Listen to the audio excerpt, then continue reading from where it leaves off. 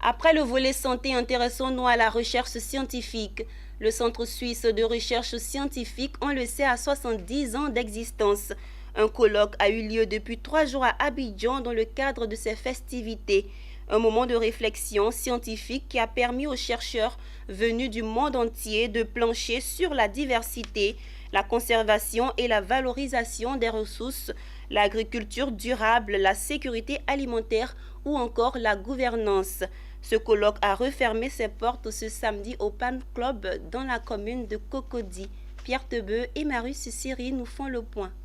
Le colloque international sur le thème de la nécessité de repenser le monde pour la durabilité, le rôle de la recherche transformationnelle en Afrique subsaharienne s'est achevé sous de bons auspices. Après 3 jours d'intenses travaux, les participants des chercheurs venus du monde entier et essentiellement de l'Afrique ont fait de fortes recommandations au monde universitaire et à la communauté internationale scientifique. Ainsi, ils ont exhorté les chercheurs à travailler davantage en synergie pour proposer plus de solutions aux questions de développement de l'Afrique. Le directeur général du Centre suisse de recherche scientifique en Côte d'Ivoire a salué le succès de ces assises scientifiques. Nous avons également célébré le succès parce que ce qu'on voulait présenter, ce qu'on voulait faire présenter par des partenaires ou non partenaires, c'était surtout des résultats probants.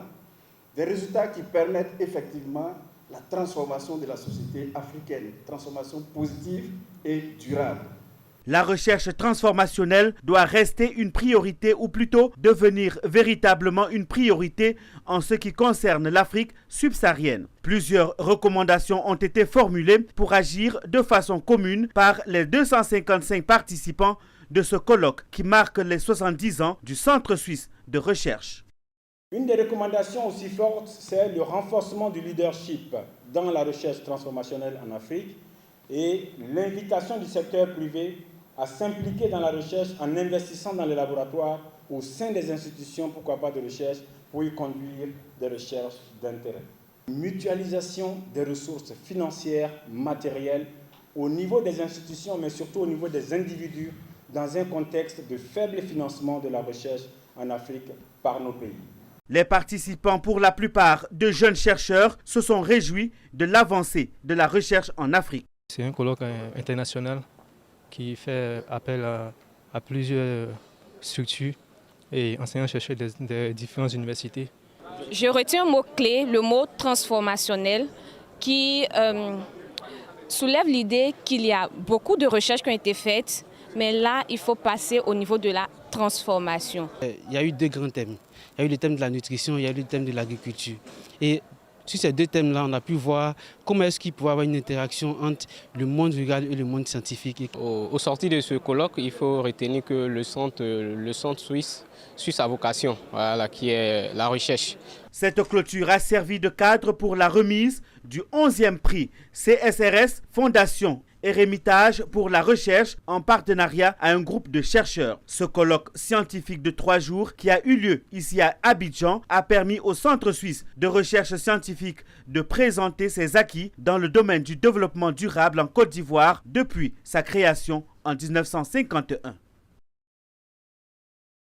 Restons toujours avec nos reporters Pierre Tebeu et Marius Siri, témoins de la fin du colloque des 70 bougies du Centre suisse de recherche scientifique. Ils ont recueilli quelques propos à la sortie du dîner gala organisé pour les délégations. Suivons. Merci à la Suisse pour le Centre suisse de recherche scientifique en Côte d'Ivoire, un centre qui a contribué à former énormément d'enseignants-chercheurs et chercheurs ivoiriens et même au-delà africains.